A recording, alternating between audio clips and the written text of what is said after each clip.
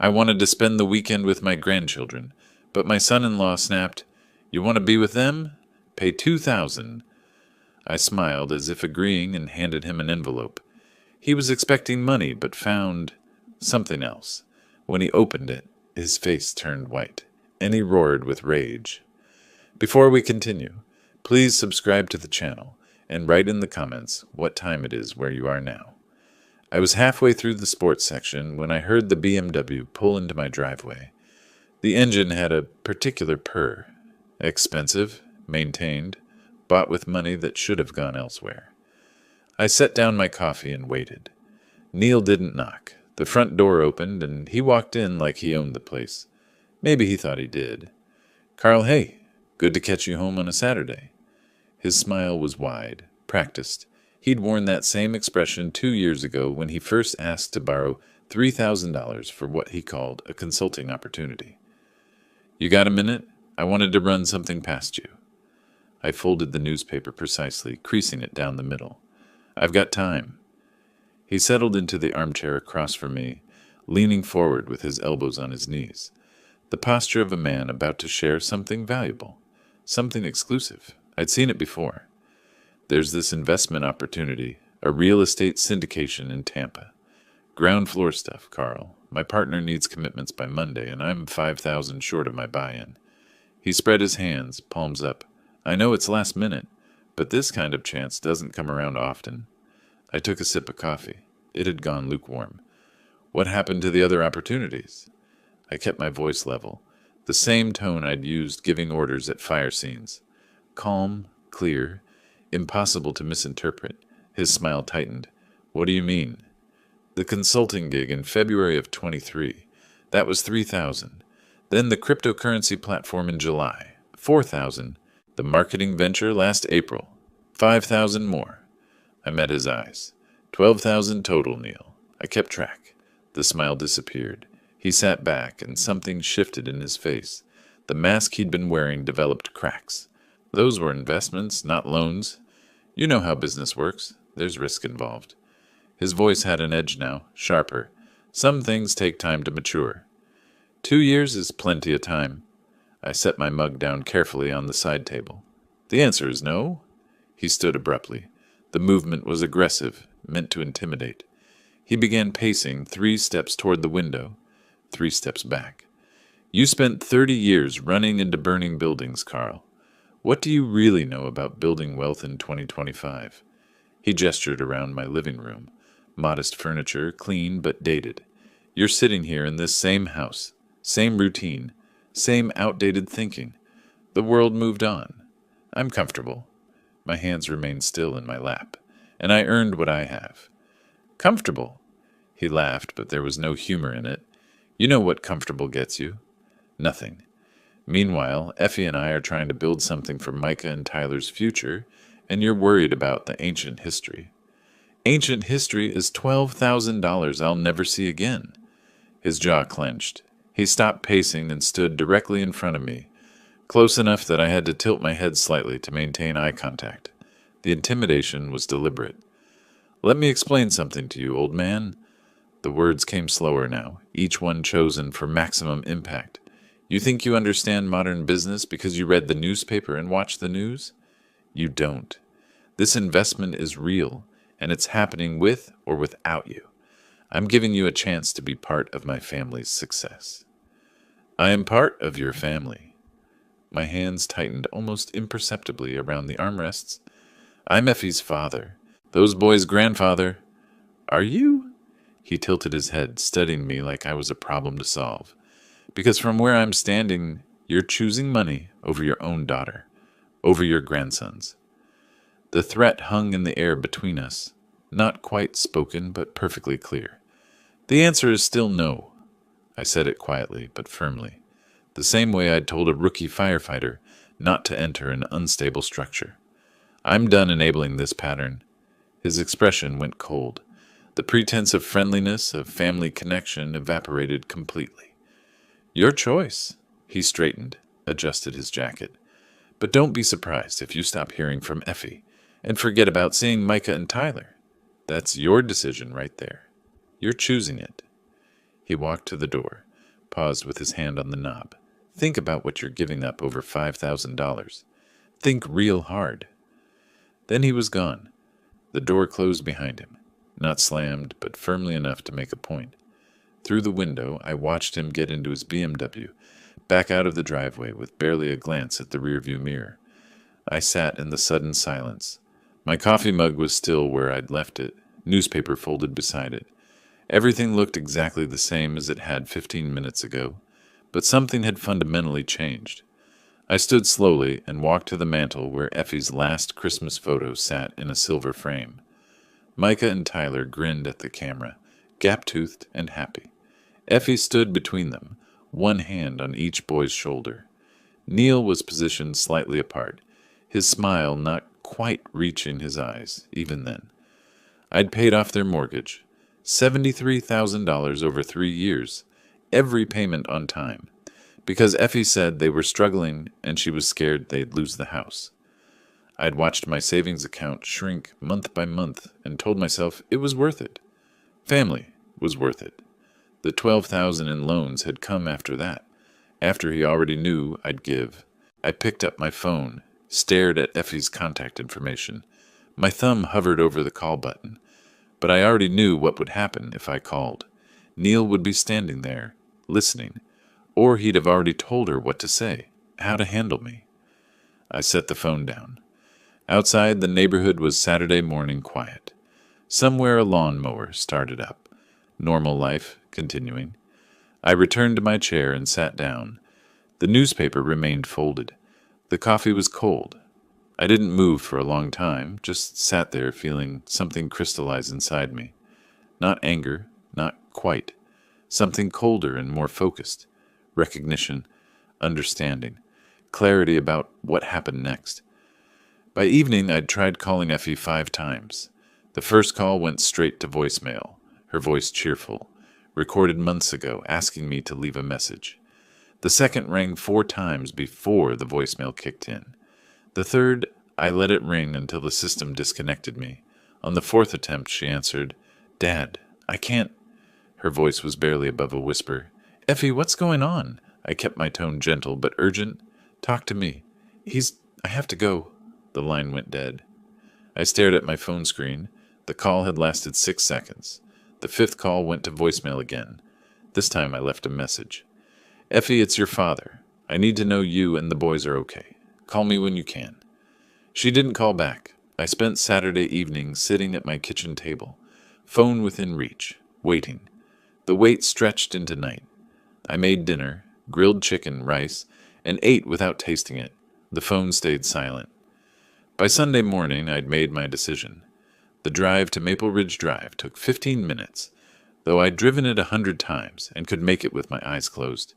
This morning, every traffic light seemed longer. Every turn felt deliberate. I wasn't rushing to a fire. I was walking into one. Their house looked the same as always. Red brick, white trim, landscaping I'd helped Neil install 2 summers ago. My truck looked out of place in the driveway next to his BMW. Working-class vehicle beside something sleek and expensive. I walked to the front door and knocked, waited. Through the sidelight window, I could see movement inside, shadows crossing the hallway. Neil opened the door. He didn't step aside. "Carl!" His voice was flat, neutral. "This isn't a good time. The boys have activities scheduled." Behind him, I could see into the living room. Micah and Tyler were building something with blocks on the floor, their voices carrying that particular excitement children have when they're deep in play. Effie moved through the background, from kitchen to dining room, carrying plates. I'd like to see them. I kept my hands at my sides, non-threatening, just for a few minutes. Like I said, not a good time. He adjusted his stance, filling the doorframe more completely. His arms crossed his chest. "They're busy. We've got a schedule to keep." 5 minutes. No. We stood there, 2 men separated by a threshold. Through the doorway, Micah's voice rose in triumph. "Tyler, look, the tower's taller than me." The sound of my voice must have carried because suddenly both boys looked toward the door. "Grandpa!" Micah dropped his blocks and ran. Tyler followed, their feet pounding on the hardwood floor. They hit Neil from behind, trying to squeeze past his legs. Tyler managed to duck under his father's arm, launching himself at me with complete trust that I'd catch him, which I did, kneeling down fast enough to wrap him in a hug. "Grandpa, we made a fort yesterday and Mom let us sleep in it." Tyler's words tumbled out in a rush. "And I lost another tooth, see?" He pulled back his lip to show me the gap. Micah was still trying to get past Neil, who had grabbed his shoulder. "Boys!" Neil's voice cut through their excitement like a blade. "Inside! Now!" "But Grandpa just got here," Micah started. I said now. Neil's hand tightened on Micah's shoulder, turning him bodily back toward the living room. "Tyler, let go of your grandfather." Tyler's arms loosened around my neck. I could feel his confusion, the way children sense adult tension without understanding it. "It's okay, buddy." I ruffled his hair and stood, giving him a gentle push toward his father. "You go on." Both boys retreated, looking back over their shoulders. Their excitement had transformed into uncertainty, into something that looked uncomfortably like fear. Effie appeared in the hallway behind Neil. Our eyes met. She looked thinner than I remembered, her shoulders curved inward. She opened her mouth, closed it, then mouthed something I couldn't quite catch. "Sorry, maybe." Or help. Neil waited until the boys were out of earshot before he spoke again. "Here's how this works, Carl." He leaned against the doorframe, casual now, confident. "If you want time with Micah and Tyler, the rate is $2,000 per weekend. That's my time you're taking as their father. That's the disruption to our family schedule. Consider it a consultation fee." The words landed with calculated precision, not asked, stated. 2,000, I repeated it, making sure I'd heard correctly. "Per weekend, cash." He smiled slightly. "You want to be grandfather of the year? That's the price. Otherwise, we're too busy. Schedule's packed. You understand?" I looked past him at Effie. She'd pressed herself against the hallway wall, her arms wrapped around her torso. When I caught her eye, she gave a slight shake of her head. Not defiance. Resignation. "I see." The words came out flat, emotionless. I didn't trust myself to say more. "Good talk." Neil pushed off the doorframe, his hand already on the door. "Let me know what you decide." The door closed. I heard the deadbolt slide into place. I stood there for a moment, looking at that closed door, at the brass numbers spelling out the address, at the doormat that said, "Welcome home." Then I walked back to my truck, got in, and sat with my hands on the steering wheel. Through the front window, I could see the boys had returned to their blocks. Tyler looked toward the door once. Then Neil said something, and he turned away. The drive home was different from the drive there. Shorter, somehow. Clearer. I pulled into my garage, went inside, and walked directly to the safe in my bedroom closet. 3 turns right, 2 left, 1 right. The heavy door swung open with a metallic sigh. Inside were the important documents. Birth certificates, my service records, insurance policies, and underneath everything else, a thick folder labeled Maple Ridge Property. I carried it to the kitchen table and opened it. The mortgage documents were all there, organized chronologically. Every payment I'd made, check copies paper-clipped to the monthly statements, $73,000. The final payoff letter was dated 18 months ago. I pulled out a fresh notebook from the drawer and opened it to the first page. At the top, I wrote, "Neil Morrison, account." Then I began listing in careful handwriting every transaction. February 2023, $3,000, consulting opportunity. July 2023, $4,000, cryptocurrency platform. April 2024, $5,000, marketing venture. Below that, I added Maple Ridge mortgage payments, January 2022 through June 2023. Total, $73,000. My pen paused above the paper. Then I wrote one more line. March 2025. $2,000 weekend demanded for grandchildren access. I set down the pen and looked at what I'd written. The numbers told a clear story. Pattern of exploitation. Systematic extraction. Now, extortion. The property deed lay beside my notebook. 73 pages of legal text describing ownership, rights, and obligations. I'd read it once when I started making payments, but hadn't looked at it since. I pulled it closer and began reading again. This time, I read every word. The notary's seal caught my eye, embossed into the bottom of the deed. March 15th, 2022. 3 years ago. My finger traced the indentation, and suddenly I was back at that kitchen table on a different evening, the phone pressed to my ear. Effie's voice had cracked with each word. "Dad, we're going to lose the house." I'd pulled the phone away slightly, her sobbing that raw. Behind her I could hear Tyler crying. He would have been 4 then, old enough to sense his mother's panic. The bank sent the final notice. 68,000. We have 30 days and I don't know what to do. She'd taken a shaky breath. The boys, where will we go? I'd been standing in almost the same spot I sat now, looking out at the darkening yard, and my retirement account statement had been on the counter. $72,000, accumulated over 30 years of service, nearly everything I had. How much do you need? My voice had been steady then, the same way it stayed steady when I told a rookie the building was coming down and we had to move now. All of it, the full payoff. I know it's everything you saved, but I'll take care of it. The silence on her end had lasted several seconds. Then, "Dad, are you sure? That's your retirement." "You're my daughter. Those boys are my grandsons, I'm sure." I'd gone to the bank the next morning. The branch manager, a woman named Patricia, who'd handled my accounts for 15 years, had looked at the withdrawal slip and then at me. "Mr. Cruz, this is nearly your entire savings. Are you certain about this?" "I am." She'd processed the transaction without further questions, though her expression had said everything. The check had felt heavier than it should, all those zeros on one piece of paper. The notary's office had been in a strip mall off Dale Mabry, between a nail salon and a tax preparation service. Mr. Hendricks was an older man, methodical, wearing reading glasses on a chain. He'd spread the mortgage payoff documents across his desk, then looked at me directly. "Mr. Cruz, you have options for how to structure this transaction." His pen had tapped each stack of papers. "You can make this a gift to your daughter and son-in-law. Straightforward, no strings. Or you can structure it as a secured loan against the property itself." "What's the difference?" "A gift is final. You're transferring wealth with no expectation of repayment." He'd adjusted his glasses.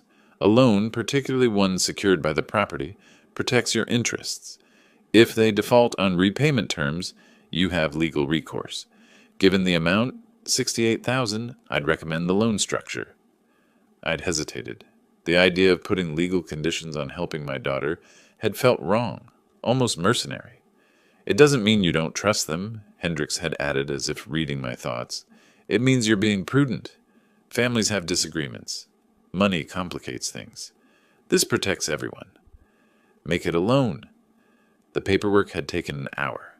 Hendricks had explained each clause, each protection, each stipulation. I'd signed where he indicated, watching my signature appear over and over, acknowledging the debt, securing my interest, establishing repayment terms, terms that were never met. Neil had shown up at the house that evening after I'd paid off the mortgage. I'd met him on the porch, the receipt from the mortgage company in my hand. "Carl," he'd extended his hand, shaking mine firmly. "I can't thank you enough. This mistake won't define me. I'll pay back every cent. You have my word." But his eyes hadn't quite met mine. They'd focused somewhere over my left shoulder, at the street behind me, at anything but direct contact. I'd noticed it then, registered it, but dismissed it as embarrassment. "Just take care of my daughter and those boys." "Absolutely. You'll see." He'd dropped my hand quickly, backing toward his car. "I've got some opportunities lined up. Real estate consulting. Some cryptocurrency recovery strategies. This is temporary. 6 months, maybe a year, and I'll have your money back." 3 months later, he'd called about a business opportunity. $2,000, just to secure his position in a consulting firm. "Once I'm established, Carl, the money will flow. This is the foundation." I'd sent the check. 4 months after that, another call. $3,500 for an emergency. Car repairs, medical bills, something urgent that couldn't wait. "Just this once, and then I'm on my feet." I'd sent that check too. The requests had continued, each one accompanied by promises, explanations, assurances. each amount slightly larger than the last, each promise more elaborate. I tracked them all in my checkbook, watching the pattern emerge but convincing myself it was temporary, that Neil was just struggling to gain traction. Now, sitting at my kitchen table in the present, I looked at the numbers I'd written in my notebook. 12,000 in additional loans, none repaid. And now $2,000 demanded per weekend to see my own grandsons. I pulled the deed closer, reading the language Hendricks had insisted on. Secured loan against property located at 2847 Maple Ridge Drive. In the event of default, lender maintains priority interest. I hadn't been saving their home. I'd been funding Neil's next gamble, and the next, and the one after that. The documents were still in my name. The loan secured. The notary had been right to structure it this way, even if I hadn't fully understood why at the time. I gathered the papers together, straightening them into a neat stack. The mortgage deed on top, the payment records beneath, my notebook with its careful accounting at the bottom. $73,000, plus $12,000, $85,000 total. I'd given them a home thinking it would build a future. Now those same documents could reclaim it.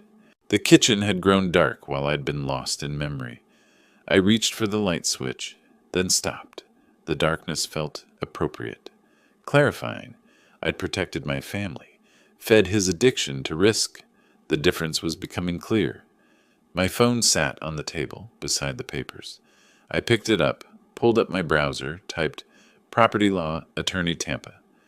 Several names appeared. I scrolled through them, reading credentials, areas of practice, client reviews. Then I set the phone down without calling. This required planning, not impulse. Strategy, not reaction. I'd spent 30 years responding to emergencies. This wasn't one. This was something that needed to be done right. The papers could wait another day, maybe a week. But they wouldn't wait forever. 3 weeks gave me time to think and to plan. I spent the days maintaining my routines. Coffee at 6, newspaper by 7, lunch at noon. But the property documents stayed on my kitchen table, moved aside for meals, and then returned. I researched property law in Florida, reading statute after statute on my laptop, took notes in the margins of my notebook, learned terms I'd never needed before, subordinate interest, foreclosure timelines, notice requirements. The calendar showed April approaching. On the 12th, I marked April 19th and 20th with a red pen. Lake Tarpon. Bass fishing. I'd taken Micah and Tyler out there every spring since Micah turned 6. They loved it. The early mornings, the excitement when a line went tight, the competition over who caught the bigger fish. I went out to the garage and found my tackle box on the high shelf, opened it, checking the contents. Hooks needed replacing. The monofilament line was probably brittle. I made a list. New line, split shot weights, a few plastic worms in chartreuse. The fishing rods leaned in the corner, still rigged from last year. I ran my hand along one, imagining Tyler's small fingers gripping it, his face concentrating as he learned to cast. Wednesday evening came. I waited until 7:30, late enough that Neil would be at one of his business meetings, a pattern I'd observed over the years. He was always gone Wednesday evenings, returning around 10 or 11. I dialed Effie's number. She answered on the third ring. "Hello?" Her voice was quiet, almost a whisper. "Effie, it's Dad." I kept my tone light, conversational. "I was thinking about taking the boys to Lake Tarpon next weekend. The weather's supposed to be perfect for bass." Silence. Then, "Oh, Dad, A pause like she was listening for something. "Let me ask Neil. He handles the boys' schedule now." Handles. Not, we decide together, or I'll check the calendar. Handles. "Since when do you need permission to let your father see his grandsons?" I kept the edge out of my voice, but barely. "It's not like that. He's better at keeping track of their activities. Sports, school projects. There's a lot to coordinate. Put Micah on the phone. I want to ask him about fishing." Another pause, longer this time. I could hear her breathing, rapid and shallow. "They're already in bed, Dad. School night. Maybe we can talk about this over the weekend?" I looked at the clock on my microwave. 7:43. Micah was 10. Tyler was 7. Neither of them had gone to bed before 8:30 since they were toddlers. It's not even 8 o'clock, Effie. They were tired. Early day tomorrow. I'll call you Saturday, okay? We'll figure something out. Her voice had that same quality as when she'd stood behind Neil in the doorway, defeated, apologetic, trapped. Effie, I have to go, Dad. I'll call you. The line went dead. I set my phone on the counter and stood there staring at it. Handles the boy's schedule. Already in bed. I'll call you. She didn't call Saturday. Thursday afternoon, my phone rang. Neil's name appeared on the screen. I let it ring twice before answering, taking a moment to prepare myself. Carl. No greeting, no pleasantries. Effie mentioned your fishing idea. I stayed silent, waiting. The boys have commitments that weekend. Micah's got a soccer tournament. Tyler has a birthday party Sunday afternoon. Their schedule's completely full. He paused, and I could hear him breathing. Perhaps if you reconsidered your stance on supporting this family financially, we could find time in their calendar. Work something out. 2,000 per weekend. That's what he was circling back to. What he'd always circle back to. Access to my grandsons had a price tag, and it was non-negotiable. I see. I kept my voice neutral, giving him nothing. Thank you for calling back. Just something to think about, Carl. These boys are growing up fast. A lot of weekends between now and when they're teenagers who don't want to hang out with Grandpa anymore. Be ashamed to miss all of them over a principle. I'll keep that in mind. You do that. He hung up without saying goodbye. I stood in my kitchen, phone still in my hand, looking out the window at Mrs. Patterson's house across the street, and she was watering her garden, moving slowly with her cane, tending to her roses. Normal afternoon, normal neighborhood, normal life, commitments, at 7 and 10 years old. I set the phone down and walked to the table where the property documents still sat, opened my laptop beside them, typed real estate attorney Tampa eviction into the search bar. Several firms appeared. I clicked on the first one, Buchanan and Associates, with an office downtown. Their website listed services, landlord-tenant disputes, property recovery, foreclosure assistance. I found the contact page, stared at the phone number. My finger hovered over it. Neil thought he was building a system, thought he could put a price on family, on access, on love, thought he could take the home I'd given them and turn it into leverage against me. But he'd forgotten something important, or maybe he'd never known. The house was in my name. The loan secured against the property. Every legal protection Hendricks had insisted on 3 years ago when I'd thought I was just being cautious was now a weapon. Neil had built his control system in a house that wasn't his. I picked up my phone and dialed the number from the website. It rang once, twice. A receptionist answered, professional and courteous. Buchanan and Associates. How may I help you? I need to speak with an attorney about property recovery. My voice was steady, calm. The same voice I'd used directing crews at fire scenes. I have a secured loan in default, and I need to understand my options. Let me connect you with Mr. Buchanan's office. May I have your name? Carl Cruz. One moment, Mr. Cruz. The line clicked to hold music. I looked at the fishing rods in the corner of my kitchen, at the calendar with its marked date, at the tackle box I'd optimistically prepared. Neil's voice echoed in my head. Commitments, schedule, supporting the family. I'd supported them enough. Time to collect what I was owed. A week of phone calls and paperwork led to this. Friday afternoon, a white envelope in my jacket's inside pocket, and the sound of children's laughter reaching me before I'd even closed my car door. I'd parked at the curb, not the driveway. This wasn't a social visit. Micah and Tyler were playing in the front yard, something involving a soccer ball and an elaborate set of rules they'd invented themselves. Tyler kicked the ball wide, and it rolled toward the street just as I stepped onto the sidewalk. I got it, Micah called, then froze mid-stride when he saw me. His face transformed instantly. Grandpa! They both dropped everything and ran. Tyler reached me first, launching himself at my legs with complete trust that I'd stay upright, which I did, kneeling fast enough to catch him properly. You came? Are we going fishing tomorrow? His words tumbled over each other. Mom said maybe, But Dad said no, but you're here so we can go, right? Micah arrived a second later, slightly more reserved at 10 years old, but no less happy. Did you bring the tackle box? I've been practicing my casting in the backyard. I hugged them both, feeling the weight of what I was about to do settle heavier on my shoulders. We'll see, buddy. We'll see. The front door opened. Neil stepped out, paused on the threshold, then walked across the yard with deliberate steps. His arms were already crossing his chest before he'd fully reached us. What are you doing here, Carl? His voice had that edge I'd come to recognize. Territorial, annoyed at the intrusion. I thought we had this settled. I stood, keeping one hand on Tyler's shoulder. I'm here to take Micah and Tyler fishing, like we planned. His laugh was short, humorless. Right. We discussed this on the phone, didn't we? He looked at the boys, then back at me, his expression shifting to something almost amused. $2,000. That's the price if you want to play grandfather this weekend. Play grandfather?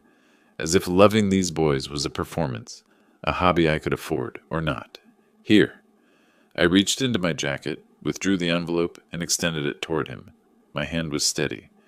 This is what you've earned. His expression flickered, surprise, then satisfaction.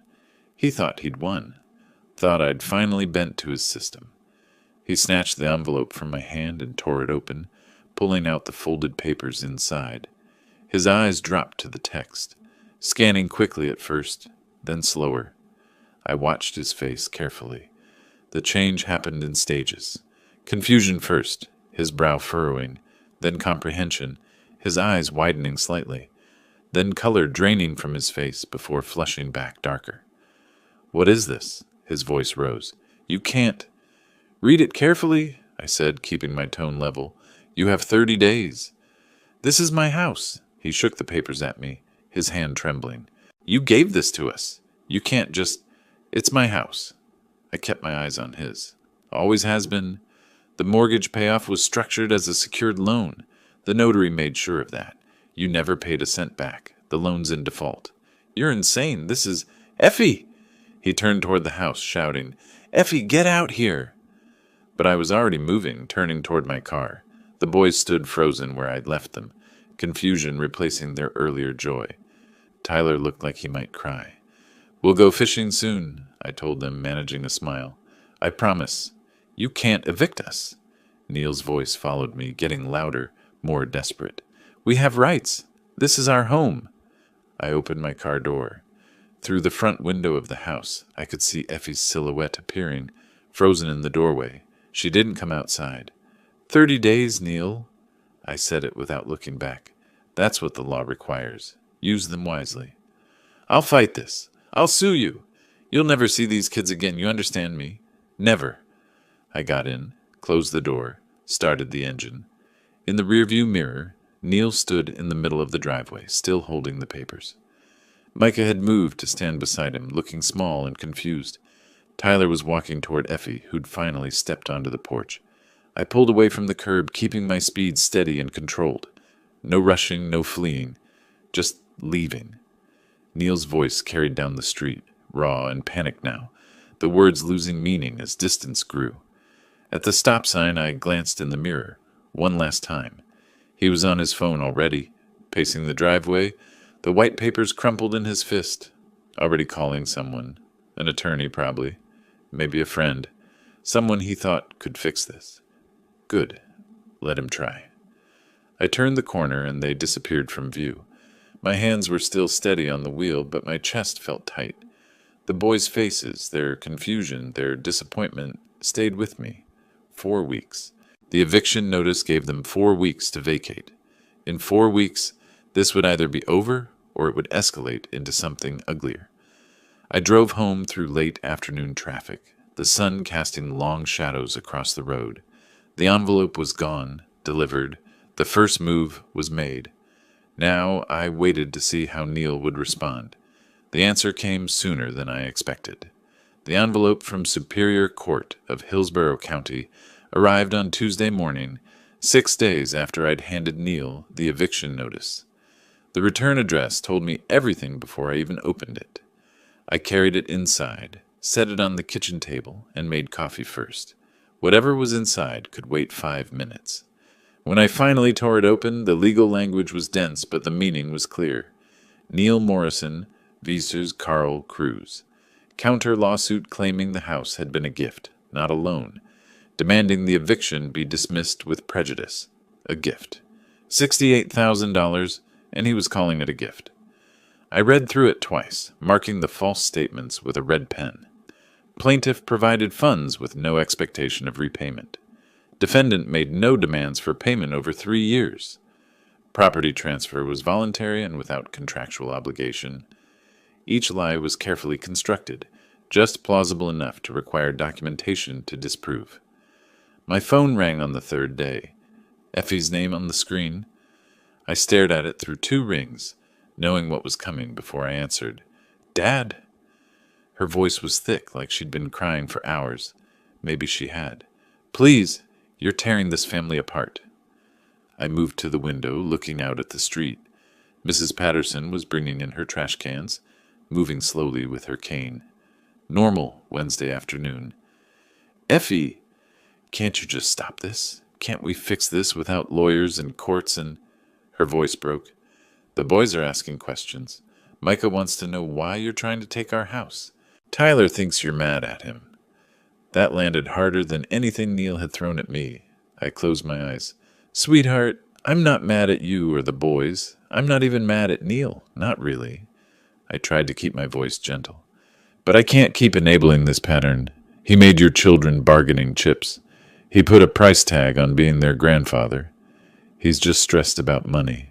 If you'd help instead of attacking—" She caught herself, couldn't finish the accusation.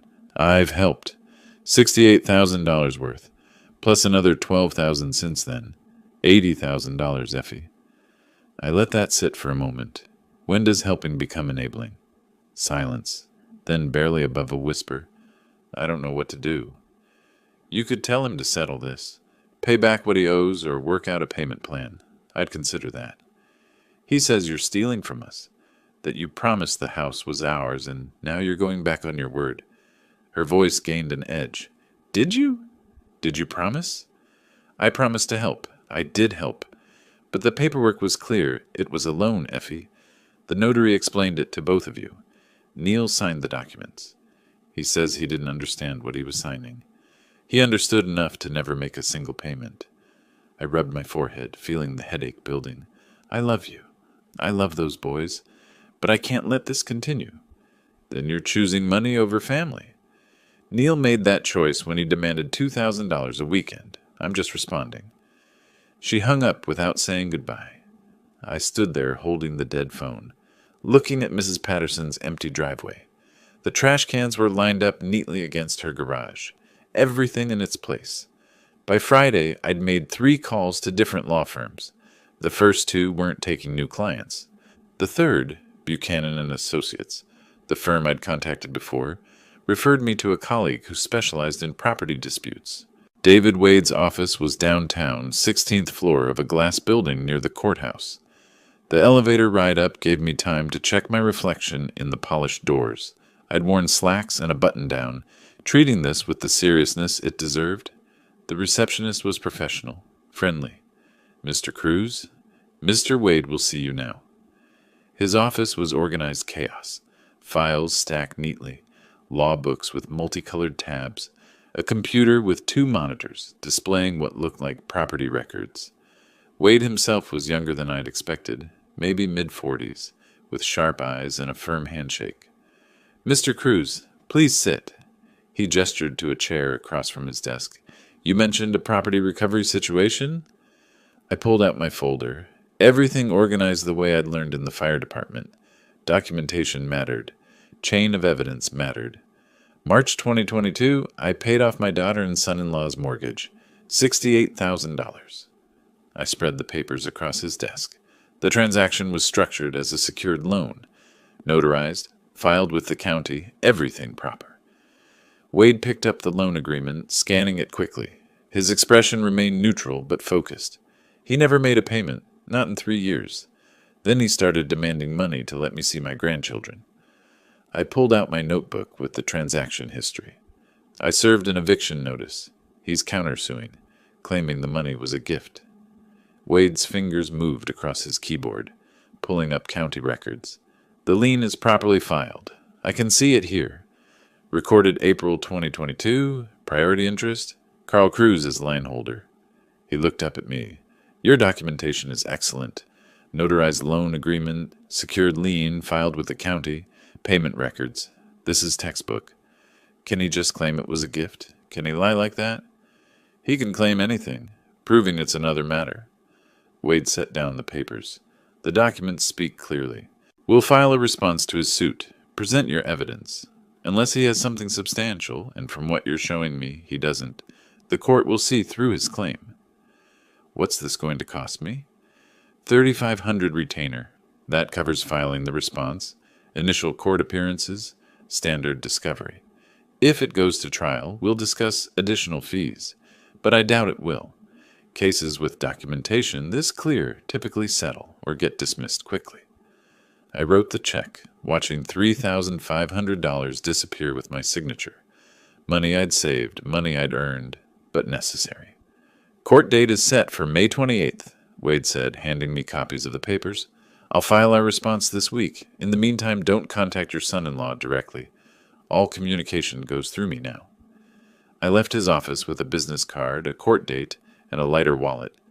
The sun was setting as I drove home, painting the sky orange and purple.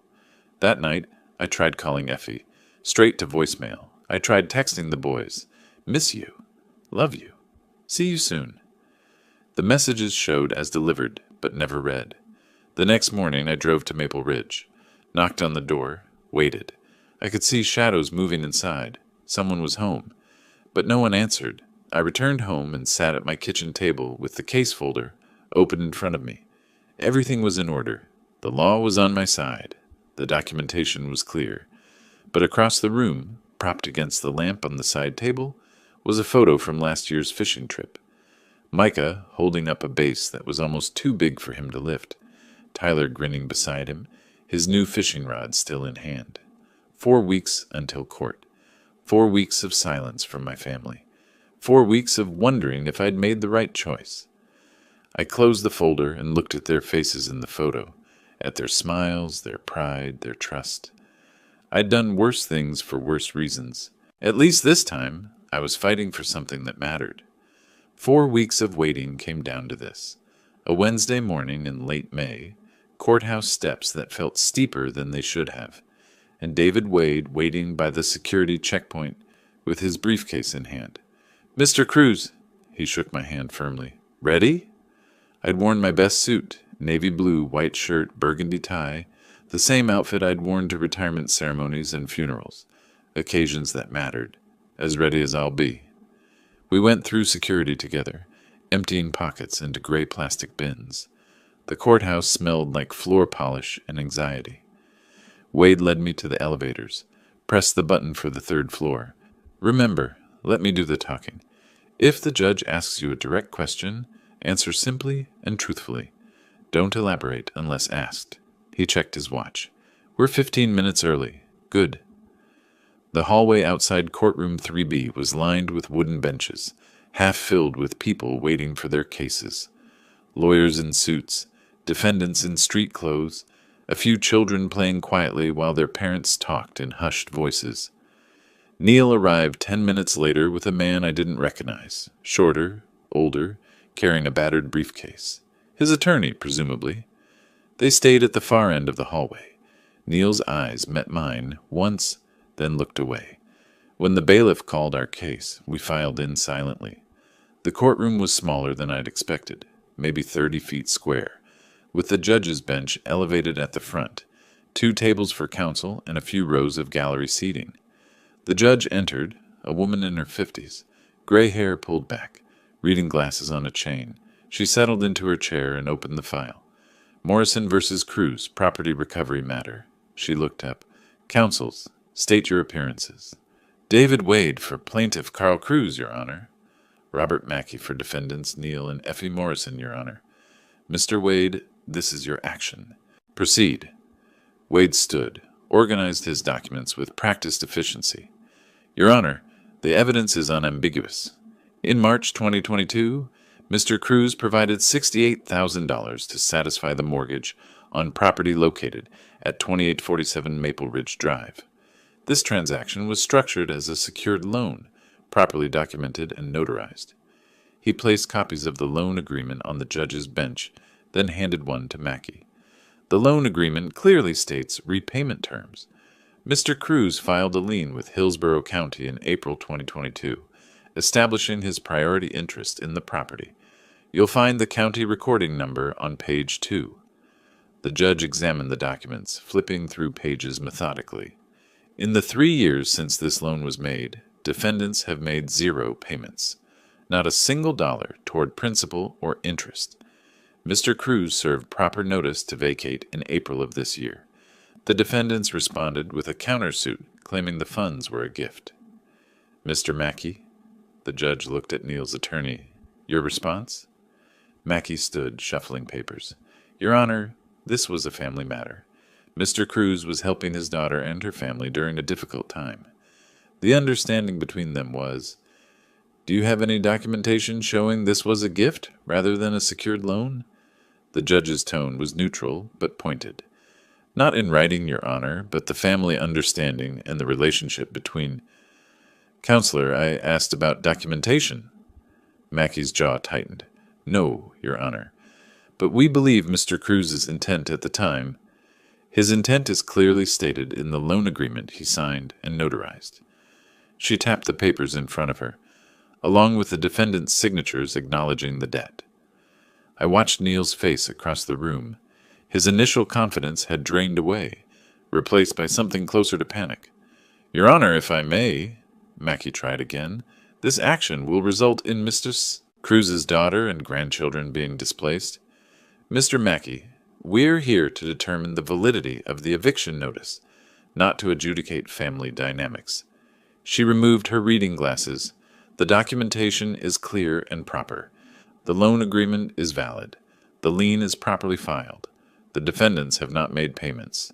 The eviction notice is therefore valid. She looked directly at Neil and his attorney. Defendants have until June 30th to vacate the property at 2847 Maple Ridge Drive. That gives you 5 weeks to make arrangements. Case dismissed. The gavel came down. Final. We stood as the judge exited. Wade gathered his papers, organized everything back into his briefcase. Across the room, Mackey was speaking to Neil in urgent, hushed tones. Neil's face had gone red, his hands clenched into fists. Let's go, Wade said quietly. In the hallway, he stopped and turned to face me. Congratulations, Mr. Cruz. Clean victory. But I felt no victory, just a hollow sort of relief that the right thing had been recognized as right. What about my grandsons? The question came out before I'd fully formed it. I still can't see them, can't call them. This doesn't fix that. Wade considered. That's outside my area of practice, but there are legal remedies. Grandparent visitation rights. You'd need a family law attorney. Can you recommend someone? Margaret Stone. She's in the building across the street. Specializes in family law. Handled several grandparent rights cases. He pulled out his phone, scrolled through contacts. I can call her office if you'd like. Please. 20 minutes later, I was sitting in Margaret Stone's office on the 12th floor of a building that overlooked the courthouse. Her office was warmly decorated. Family photos on the walls, plants on the windowsill, comfortable chairs that didn't feel like you were being interrogated. She was maybe 55, with gray streaking through dark hair, wearing a pantsuit and practical shoes. Her handshake was firm without being aggressive. Mr. Wade filled me in briefly, but I'd like to hear it from you. Start from the beginning. I told her everything. The mortgage payoff, Neil's pattern of loans, the blocked access to Micah and Tyler, the $2,000 per weekend demand. She took notes on a yellow legal pad, occasionally asking clarifying questions. Florida statute 752.11 provides for grandparent visitation when it serves the child's best interest. She set down her pen. Your situation, systematic blocking of contact, unreasonable financial conditions, fits the criteria. We can file a petition for court-ordered visitation. Will this make things worse with my daughter? Possibly. Stone didn't sugarcoat it. You're already in conflict. This adds another legal front, but it also protects your relationship with the boys. Without court intervention, Neil controls all access. This removes that power from him. What's the timeline? I'll file the petition this week. They'll be served within days. Hearing typically scheduled within 4 to 6 weeks. The court takes these cases seriously, especially when there's evidence of parental alienation. How much? $2,800 retainer. That covers filing, initial hearing, and standard preparation. I wrote the check. Another piece of my savings gone. Another legal battle joined, but necessary. One thing, Mr. Cruz. Stone looked at me seriously. This might be the push your daughter needs. Sometimes people can't see clearly until forced to by outside pressure. The court process might help her recognize the situation she's in. I left her office with another business card, another case folder, another court date to wait for. The petition was filed on Friday. By Monday, Neil would receive notice that I wasn't stopping at the house. I was fighting for what mattered. 2 boys who missed their grandfather and didn't understand why the adults around them had gone to war. That evening, I sat at my kitchen table with both case folders in front of me. The property case, 1. The visitation case, just beginning. My phone sat beside the folders, silent.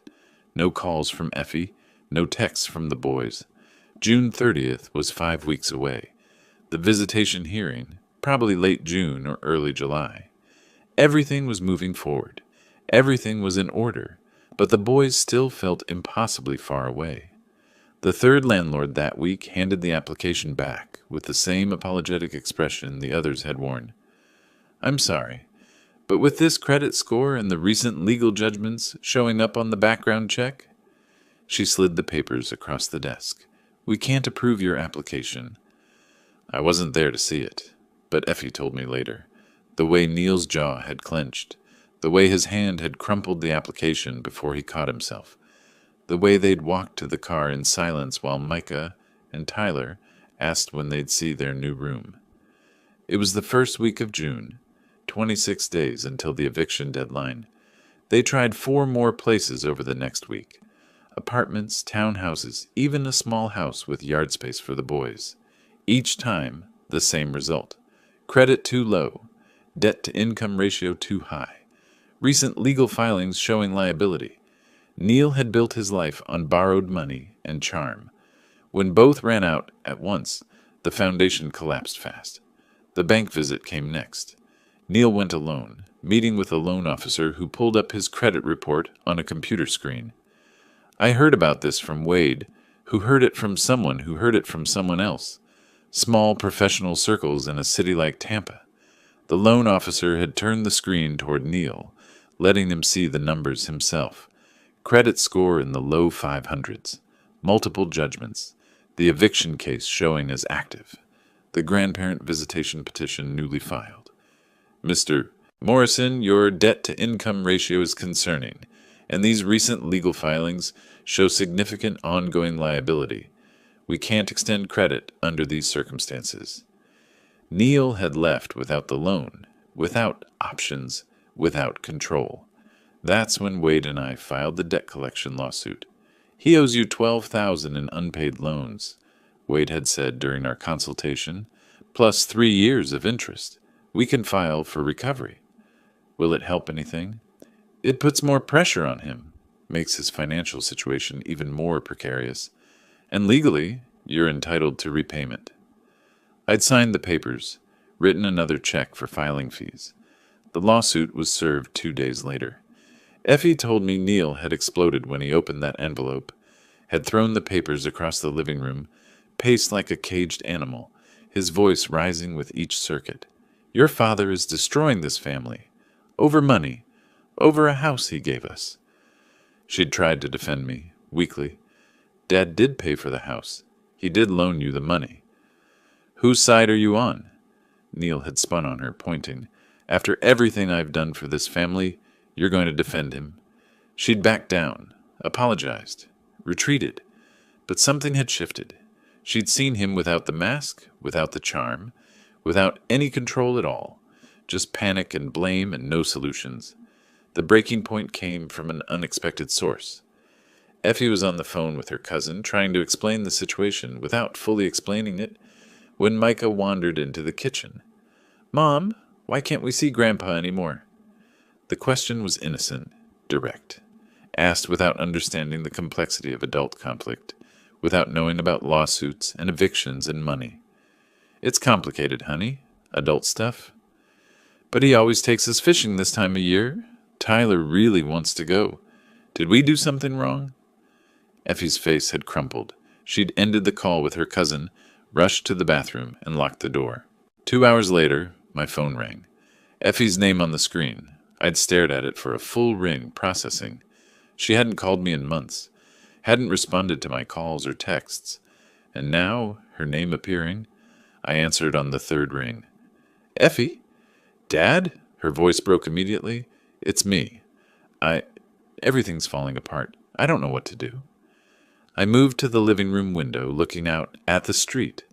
A normal Tuesday afternoon. Mailman delivering packages. Neighbor washing his car. "Sweetheart, tell me what's happening. I'm here.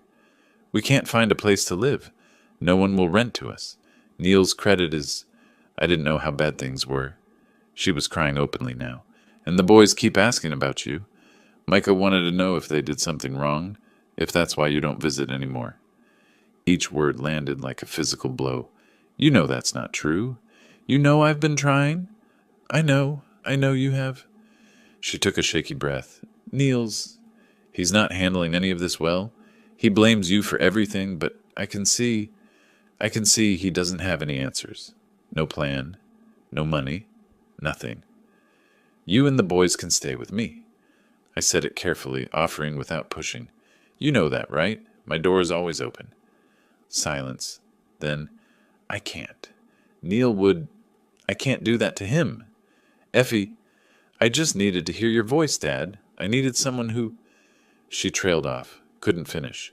"I'm not going anywhere. When you're ready, I'm here." "I have to go. Neil's coming back." The panic returned to her voice. "Don't tell him I called. Please." "I won't." "I love you, sweetheart. I love you too." The line went dead. I sat with the phone in my hand, staring at the blank screen. She'd called.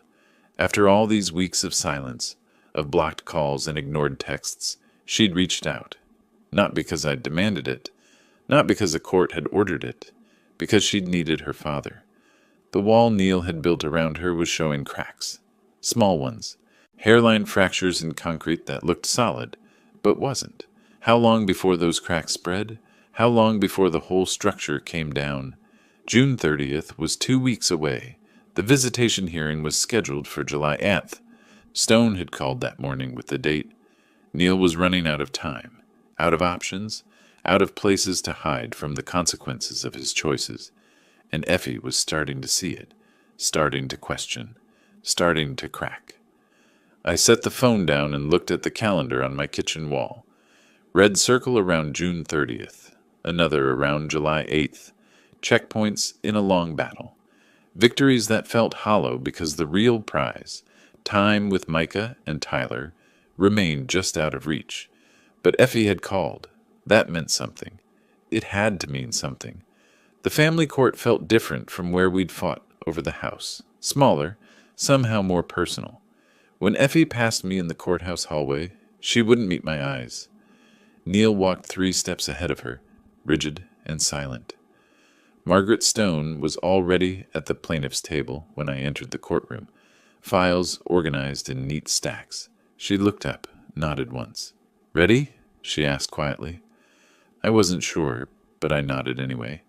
The judge entered, a man this time, maybe 60, with salt and pepper hair and reading glasses perched on his nose. He settled into his chair and opened the file.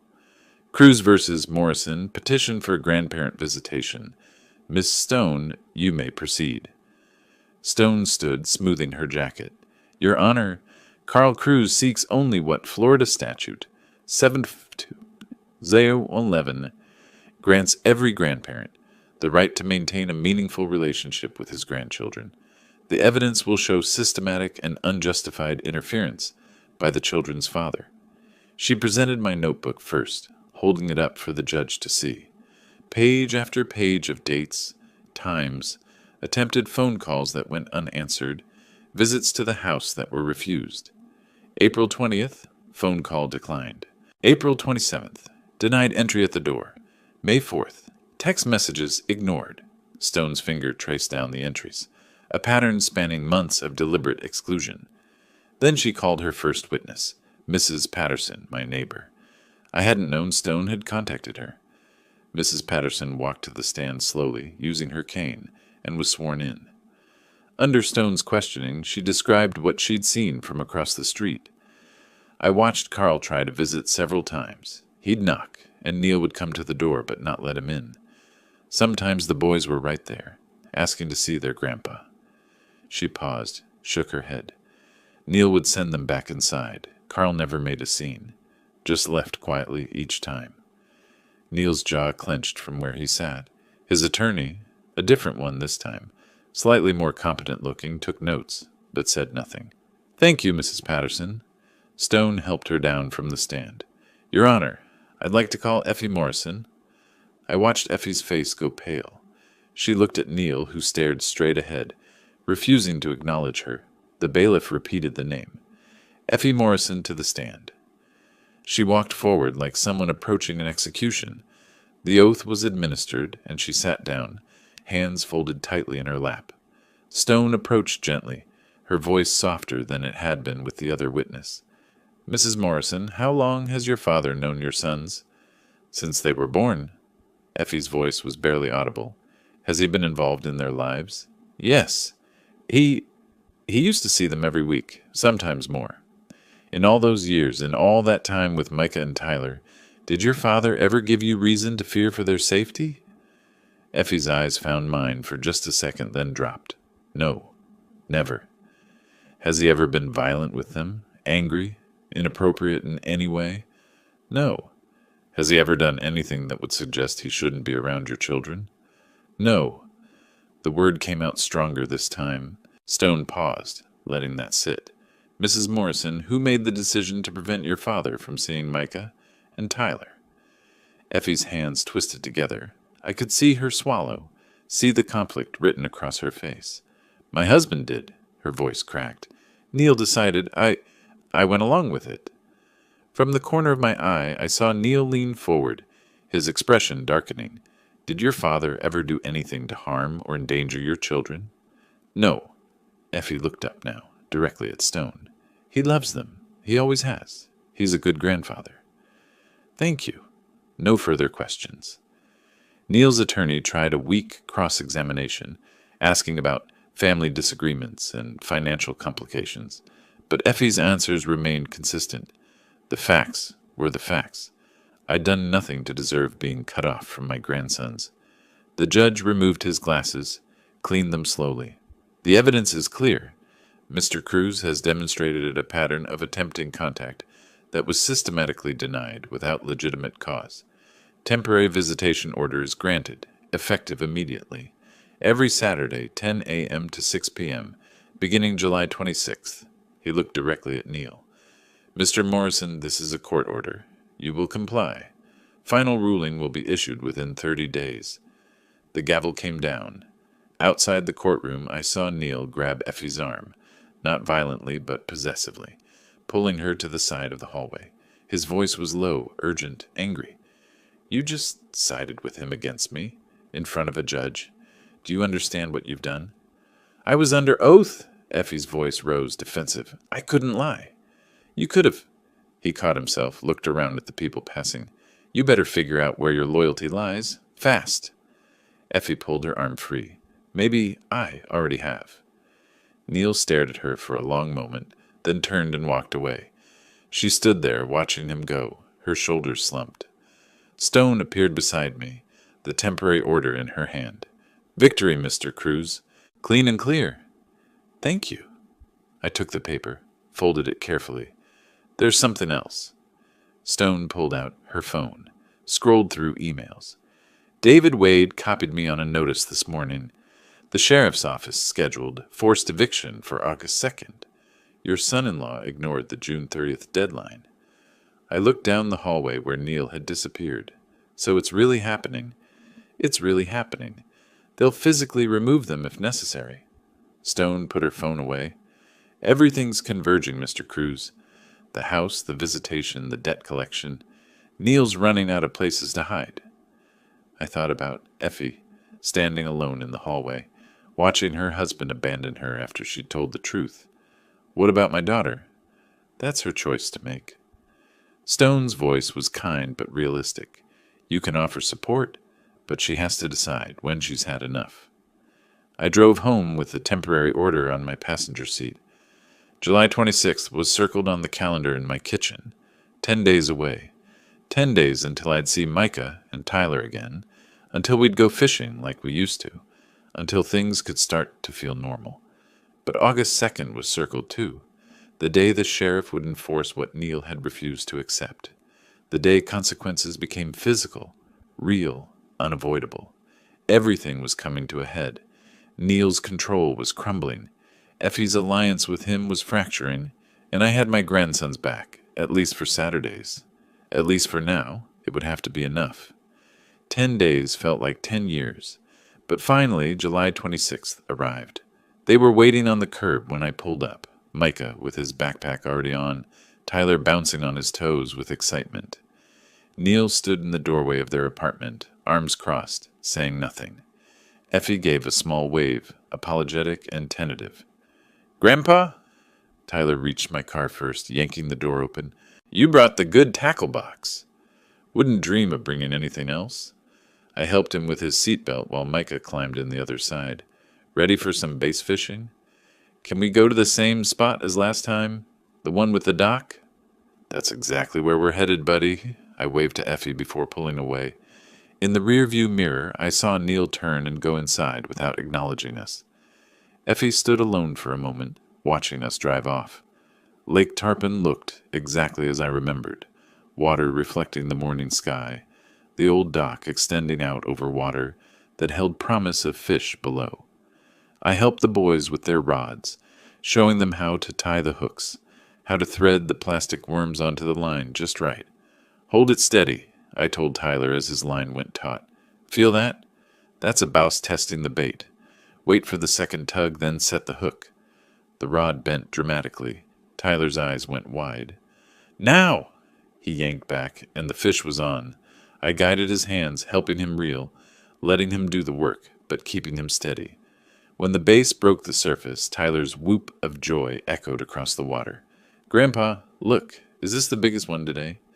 "That's a beauty, Micah, but Tyler's got some competition now." We fished until noon, then broke for sandwiches I'd packed in the cooler. The boys sat on either side of me on the dock, legs dangling over the edge, talking about school and friends and a science project Micah was excited about.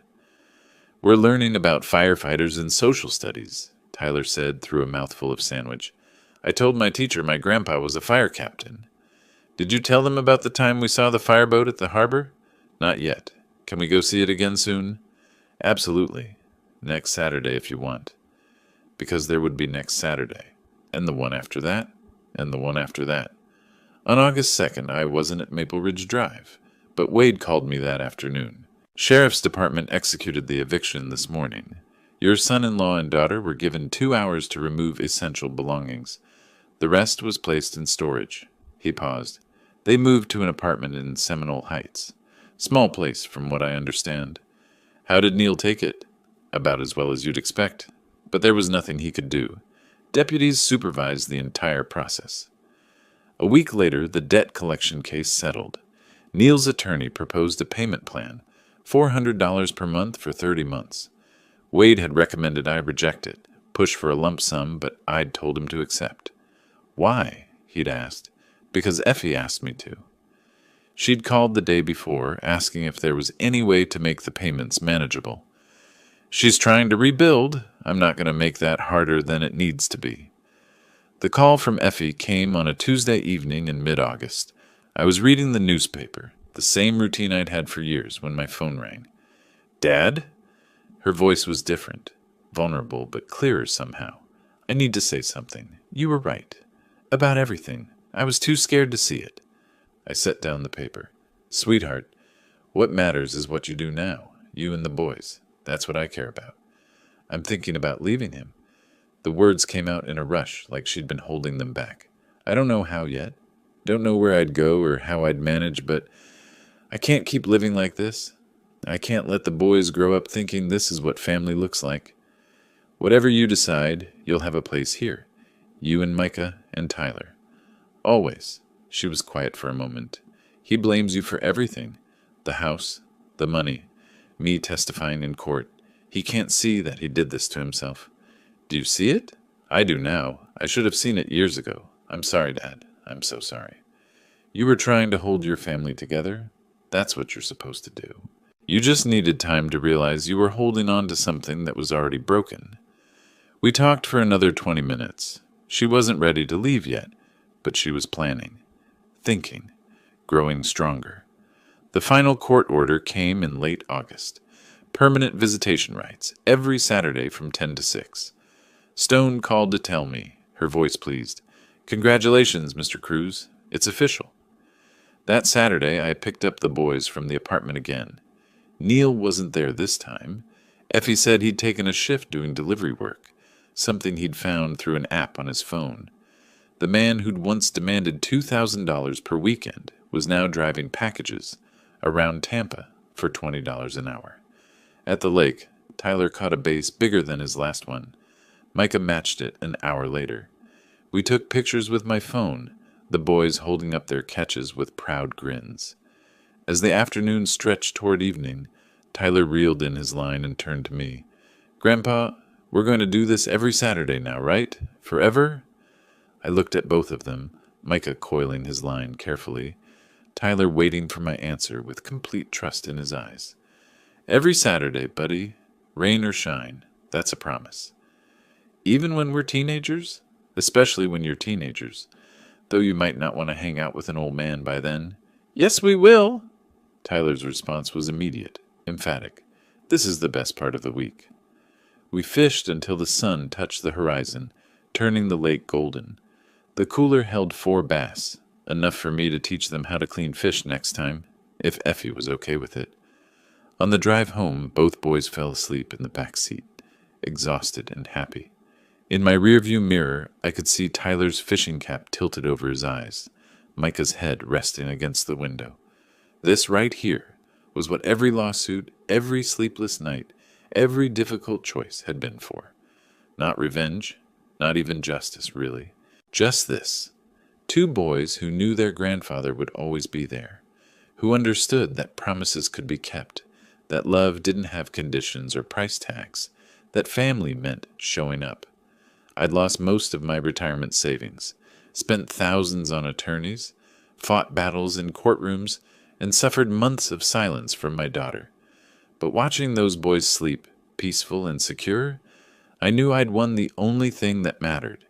Neil had his consequences. Lost home, lost money, lost control. Effie was finding her strength, learning she had choices.